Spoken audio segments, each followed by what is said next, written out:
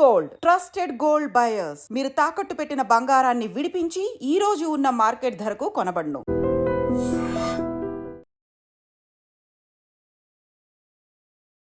Social media ఇది ఎంత popular చేస్తుందో మనుషుల్ని అట్లనే కింద కూడా పడేస్తుంది అనుకోవచ్చు. అంటే ఒకవేళ ఆమె ఏదైనా ఇంట్రెస్టింగ్ చేసినప్పుడు లేదంటే ఏదైనా సాధించినప్పుడు సోషల్ మీడియా ఆహా ఓహో అని పొగడ్డమే చూస్తుంది. ఆ తర్వాత ఎక్కడైనా చిన్న తప్పు చేసినా సరే లేకపోతే ఎక్కడైనా ఎవరైనా చిన్నగా ఏదైనా కామెంట్ చేశారు అంటే కూడా దాన్ని పట్టుకొని కూడా పాపం ఈ సోషల్ మీడియాలో ట్రోల్ చేస్తున్న పరిస్థితి అయితే కనిపిస్తోంది. నేను మాట్లాడుతుంది ఎవరి గురించే కాదు, మీకు అందరికీ సుపరిచితురాలే. ఆమె పేరు వచ్చేసి జాను లహరి.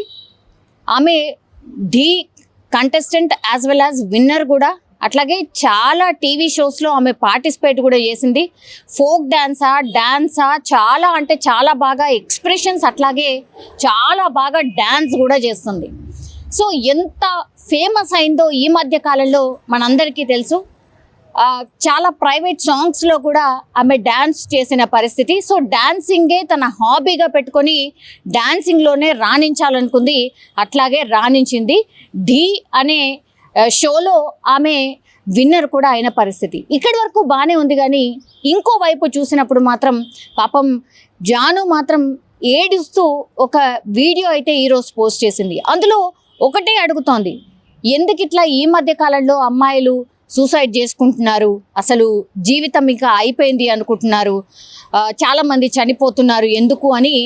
నేను ఇట్లాంటి వార్తలు వచ్చినప్పుడు నేనే అనుకునేదాన్ని, అసలు ఎందుకు ఇట్లా జీవితంలో ఓడిపోతున్నారు, అసలు ఫైట్ చేయట్లేదు ఎందుకు ఆడపిల్లలు, ఇంత లైఫ్ ఉండంగా కూడా దాన్ని ఎందుకు ఇంట్లో అర్ధాంతరంగా ఎండ్ చేసుకుంటున్నారు అని అనుకునేదాన్ని. కానీ నా వరకు వచ్చేసరికి నాకు అర్థం కాలేదు.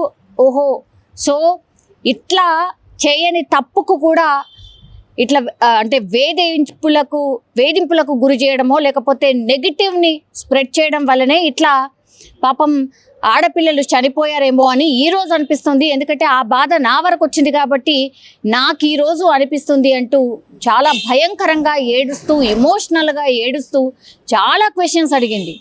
నా మీద ట్రోల్స్ ఎందుకు చేస్తున్నారు, చెయ్యని తప్పుకు నన్ను ఎందుకు బలి చేస్తున్నారు, నేను ఎవరితో మాట్లాడినా వాళ్ళతో లింక్ ఉందనో వీళ్ళతోని లింక్ ఉందనో ఎందుకు ఇట్లా మాట్లాడుతున్నారు, ఎందుకు ఇట్లా ట్రోల్ చేస్తున్నారు, ఒక ఆడపిల్లని ఇంత బాధ పెట్టడంలో అసలు ఏమైనా న్యాయం ఉందా మీకు, మీరు ఎక్కడైనా చూసారా, నన్ను చూడకుండానే నా మీద ఇష్టం వచ్చినట్టు రాస్తున్నారు, అట్లాగే ఇష్టం వచ్చినట్టు ట్రోల్ చేస్తున్నారు, రకరకాల ఆడియోలని యాడ్ చేస్తూ నేనేదో మాట్లాడినట్టుగా క్రియేట్ చేస్తున్నారు. అదంతా కూడా చూసినప్పుడు నాకెట్లుండాలి, నేను చెయ్యని తప్పుకి నన్ను ఇంత ఘోరంగా అవమానిస్తున్నారు, నా చావుకి ఒక రకంగా మీరే కారణం అంటూ కూడా ఈ సోషల్ మీడియాలో ఆమె మీద నెగిటివ్ ప్రచారం చేస్తున్న వాళ్ళ గురించి మాట్లాడుతూ ఆమె కన్నీటి పర్యంతమైన పరిస్థితి అయితే కనిపిస్తోంది.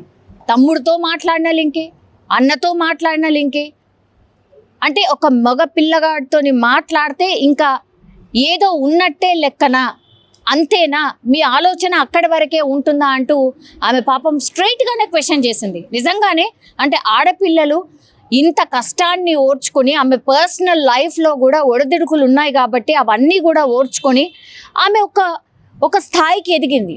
ఆ స్థాయికి ఎదగడానికి ఆమె ఎంత కష్టపడ్డదో ఆ అమ్మాయికి తెలుసు.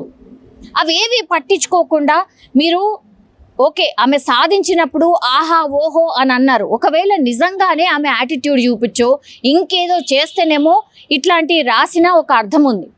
పాపం ఆమె అసలు ఎవరితోనూ మాట్లాడద్దంటే జీవితంలో మరి ఎట్లా ముందుకు వెళ్తుంది.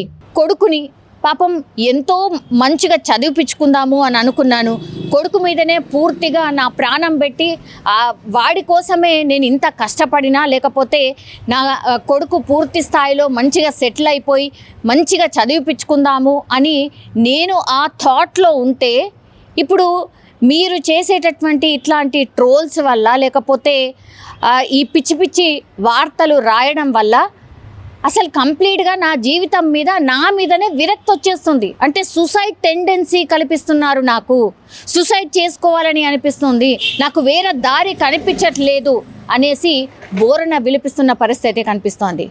నెగటివ్ వార్తలు రాసే వాళ్ళు ఎవరైనా సరే నిజంగానే అట్లాంటిది ఏమైనా వస్తే ఆమెకి అంటే ఆడపిల్ల గురించి కాబట్టి ఆడపిల్లకి కనీసం ఆమెకు మినిమం ఇలా వచ్చిందమ్మా ఇది కరెక్టా కాదా అని చెక్ చేసుకున్న తర్వాతనే ఇట్లాంటివి వేస్తే బాగుంటుంది కదా నిజం చెప్పాలంటే కూడా. పాపం ఆమె ఏంటి ఆమెకిచ్చి ఆమె స్వతహాగా ఎదిగింది, ఆమెకేం బ్యాక్గ్రౌండ్ లేదు, లేదంటే ఆమెకేం పుషప్ లేదు, ఈ ఇండస్ట్రీలో ఎవరు ఉన్నవాళ్ళు కూడా లేరు, వాళ్ళ ఫ్యామిలీ బ్యాక్గ్రౌండ్ అసలు వెరీ నార్మల్ బ్యాక్గ్రౌండ్. అట్లాంటిది ఆమె కష్టార్జితంగా డ్యాన్స్ మీద ప్యాషన్తోని ఆమె ఒక కాంపిటీషన్కి వెళ్ళింది. దానికంటే ముందు చాలా వాటిలలో ఆమె డ్యాన్స్ చూసిన తర్వాత నువ్వు ఇటు వెళ్ళొచ్చు కదా, ఢీకి వెళ్ళొచ్చు కదా, అక్కడ నీకు ఆపర్చునిటీ ఉంది అంటే అక్కడికి వరకు వెళ్ళింది, అక్కడ విన్ అయింది, సెట్ అయింది.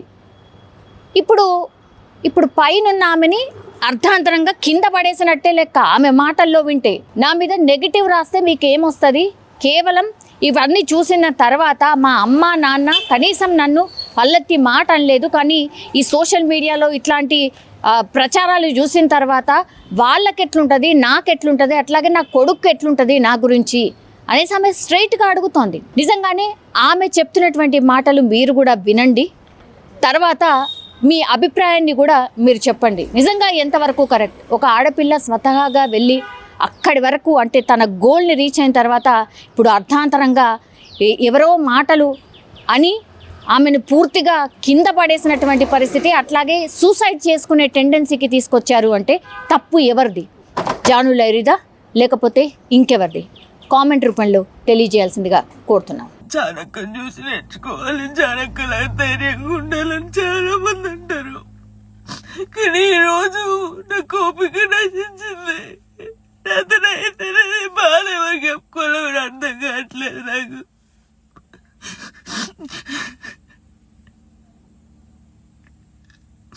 అసలు నా వల్ల మీకు ఏమైనా హాని జరిగిందా, ఏమైనా నష్టం వచ్చిందా?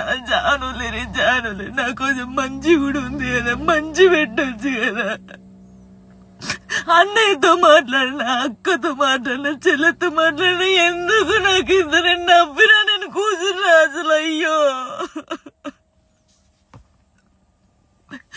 నరకం అనిపిస్తుంది నాకు.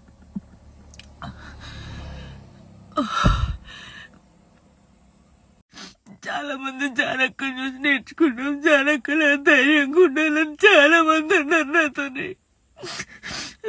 నాకు ఓపిక నశించిందిరా, మీ అందరూ చెప్తున్నా నాకు ఓపిక నశించింది. నాకు ఫుల్ బాధ అవుతుంది. ఇంత నరకంలో నిజంగా చాలా మంది అమ్మాయిలు సూసైడ్ చేసుకుని చచ్చిపోతే ఎందుకు చచ్చిపోయారు, వీళ్ళకి ఏం మాయరోగం వచ్చిందని నేను అన్నా, కానీ ఆ బాధలు ఉన్నోళ్ళకే తెలుస్తుంది ఆ బాధ. అట్లెందుకు మైండ్కి వస్తుందని నాకు ఇప్పుడు అనిపిస్తుంది. అరే నిజమే కదా, బాధపడ్డోళ్ళకే బాధ తెలుస్తుంది, కానీ తప్పు. ఈ న్యూస్ ఛానల్స్ కానీ ఇన్స్టాగ్రామ్ లో ఉన్నోళ్ళకి కానీ చాలా తప్పు. ఒక జీవితాన్ని, ఒక ప్రాణాన్ని మీరు ఆ ప్రాణం పోయినాక మీరు చేసేదేం లేదు, మీరు సంతోషపడతారు, కానీ ఒకరిని చంపి ఒకరిని బాధపడి మీరు బతకొద్దు, చాలా తప్పు. నా లైఫ్ మీద మీకు ఇంత ఇంట్రెస్ట్ ఎందుకు? మీ లైఫ్ మీద పెట్టుకోండి కదా, ఆ టైంలో మీ లైఫ్ మీద పెట్టుకుంటే బాగుంటది. ఒక అమ్మాయి జీవితంతో ఆడుకున్నాడు ఎందుకు? నా కొడుకుని మంచి చదువుకొని మంచి పొజిషన్లో చూడాలనుకున్నా, అది చూడలేనేమో నేను, నాకు అర్థమవుతుంది. నేను బద్దల్లే పోతా.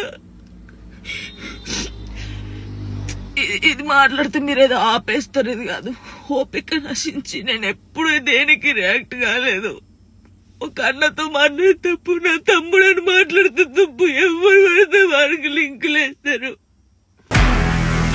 నిజంగా ప్రస్తుతం ఉన్నటువంటి సమాజం దేనికి ప్రయారిటీ ఇస్తుంది? ఆర్థిక సంబంధాల చుట్టూ మాత్రమే తిరుగుతుంది. మళ్ళీ ఎన్నికలంగానే చాలా విరక్తి కలుగుతాం.